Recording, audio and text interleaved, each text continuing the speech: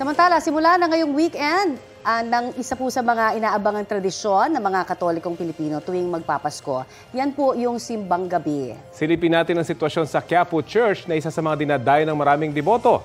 May ulat on the spot si Sandra Aguinaldo. Sandra!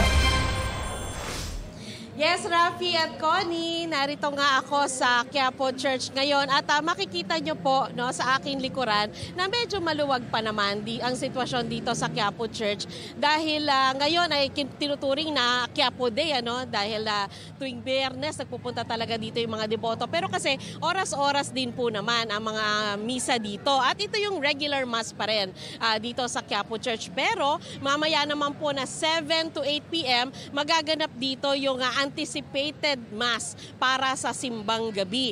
Para po sa mga Katoliko, yung mga hindi makakadalo sa misa sa madaling araw bukas, pwede silang magsimba simula ngayong gabi dito sa Quiapo Church at sa iba pang simbahan na merong anticipated mass. Bukas ng umaga naman po, merong 4 a.m. to 5 a.m. na misa dito. Ito na yung tradisyonal na simbang gabi at 9 na araw po yan. Ayon sa pamunuan ng simbahan, mas marami talaga ang nagsisimba rito kapag madaling araw kesa dun sa gabi, pero ganun pa man, pareho nilang pinaghahandaan ng husto yung pagdami ng tao at syempre doble paalala po sila pagka nasa matataong lugar na ingatan po ang inyong mga dalang bag at inyong dalang wallet. At dito po sa simbahan na ito, kapag ilan sa ating mga kababayan ay nagsimba, kasunod na po dyan, namimili sila dyan sa nakikita nyo po na mga tindahan sa paligid nito at yung pong kuha na yan ay doon sa harapan mismo ng simbahan at may mga tinda dyan, mga kakanin, prutas,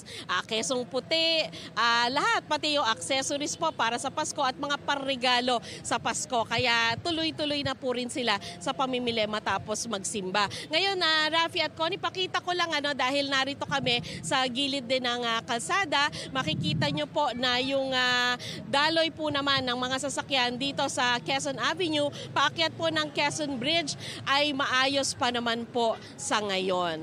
Yan po muna ang pinakahuling ulat mula dito sa Quiapo Church. Rafi, Connie? Maraming salamat, Sandra Aguinaldo. Mga kapuso, para sa mga maiinit na balita, mag-subscribe sa GMA Integrated News sa YouTube. Sa mga kapuso abroad, subaybayan niyo po kami sa GMA Pinoy TV at sa www.gmanews.tv.